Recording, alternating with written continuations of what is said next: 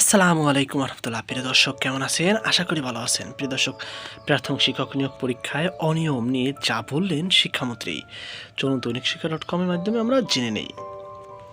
প্রিয় দর্শক, শিক্ষা ও প্রাথমিক গণশিক্ষা মন্ত্রী ডক্টর আনাম এহসানুল হক মিলন প্রাথমিক সহকারী শিক্ষক নিয়োগ পরীক্ষার অনিয়ম হলে তদন্ত করে দেখব। শিক্ষামন্ত্রী বলেন, ৩২,৫০০ প্রধান শিক্ষক নিয়োগ আটকে থাকা অবস্থায় নতুন করে আইনি জটিলতায় পড়তে চায় না সরকার।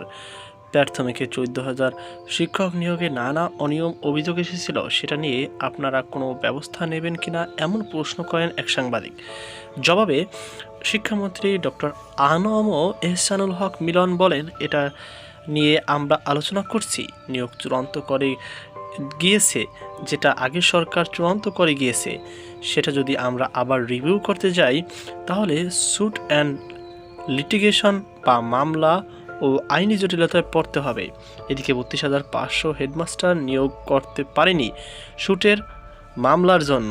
আমরা যদি কোর্ট থেকে বের করে নিয়ে এসে তাদের প্রমোশন করে দেই, তখন দেখা যাবে আবারও ৩২,৫০০ নতুন শিক্ষক নিতে হবে।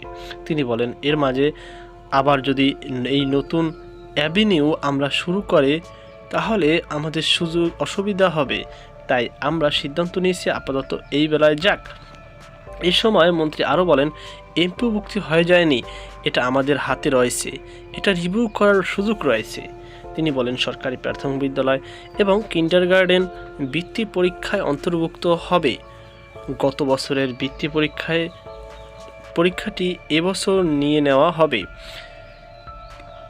ক্ষেত্রে সরকারি প্রাথমিক বিদ্যালয়ের জন্য থাকবে ৮০% এবং কিন্ডারগার্টেনের জন্য থাকবে ২০%। ঈদের পর এপ্রিলে এ পরীক্ষা নেওয়া হতে পারে।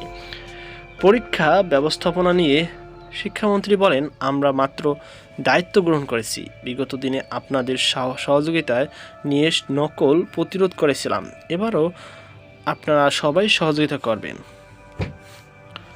তো প্রিয় দর্শক, এই ছিল আমার সর্বশেষ আপডেট। সকল ভালো থাকুন, সুস্থ থাকুন। আজকে পর্যন্ত আল্লাহ হাফেজ।